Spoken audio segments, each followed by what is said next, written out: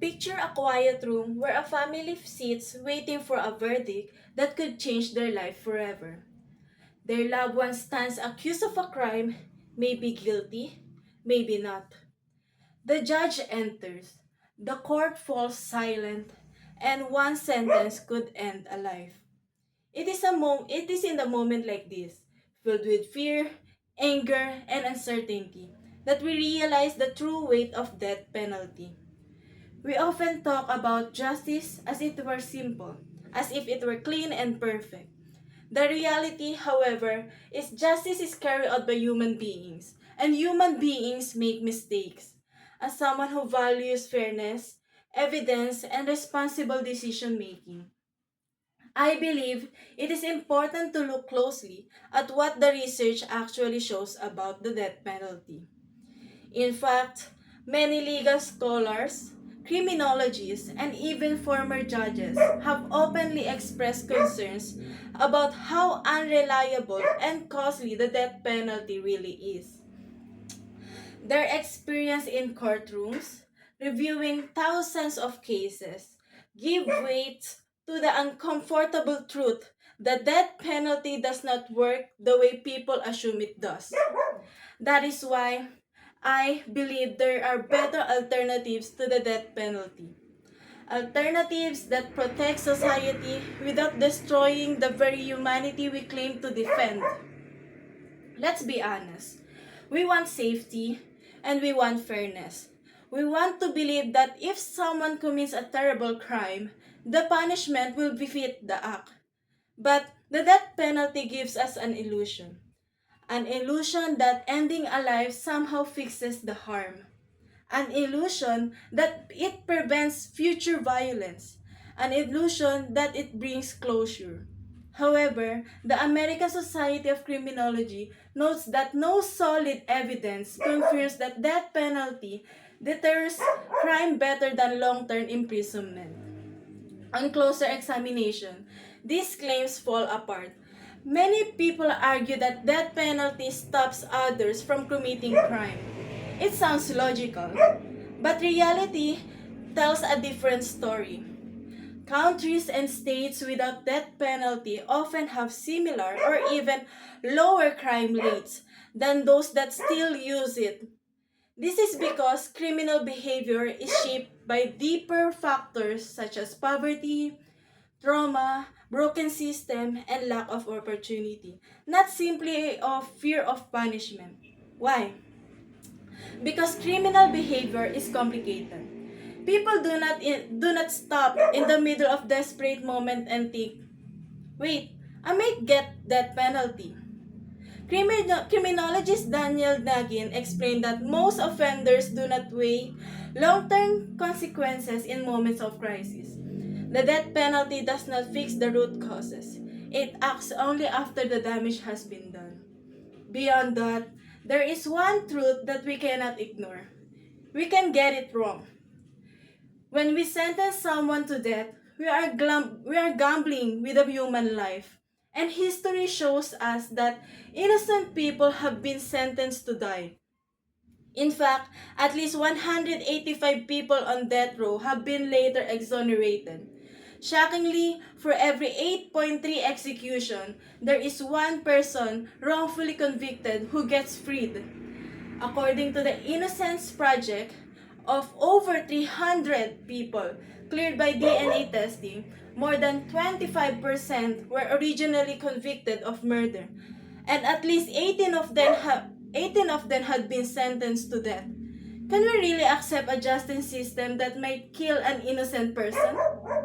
Even one mistake, one life taken unfairly should be enough for us to question this punishment.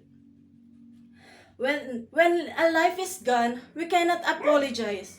We cannot undo the damage. We cannot bring someone back. What makes this issue even heavier is that the death penalty is not applied equally. Not everyone gets the same chance of fair trial. People who cannot afford good lawyers, people from marginalized backgrounds, people who are judged harshly before they ever speak in court, they are punished more often and more severely. Justice should not depend on the size of one's wallet or the color of one's skin. Even so, the death penalty often exposes the biases of the society tries to hide. Many wrongful convictions involve police misconduct, false testimony, and coerced confessions, disproportionately affecting marginalized communities. Justice should never depend on person's wealth or the color of their skin. Yet the death penalty often exposes these inequalities. Therefore, where do we go from here? If we did not use death penalty, what do we use instead? The answer is not simple, but it is clear. We choose alternatives that protect society without repeating violence. One alternative is life imprisonment without parole. This option keeps the dangerous individuals away from society permanently, but it still leaves room for correction if evidence later proves their innocence. It also costs less than death penalty cases, which often drag on for years through appeals and legal procedures. In Maryland, for example, a death penalty case costs roughly 3 times more than life without parole case.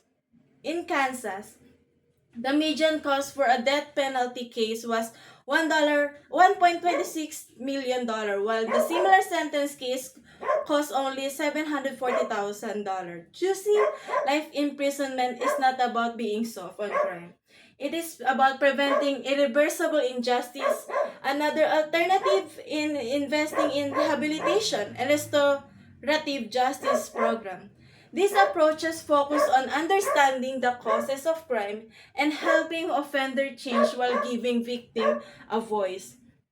Countries like Norway, which emphasizes rehabilitation, have some lowest repeat offenders rates in the world. Perhaps the most powerful alternatives is prevention. Instead of spending millions on execution, we could invest the money in in education, mental health services, community programs, and job opportunities.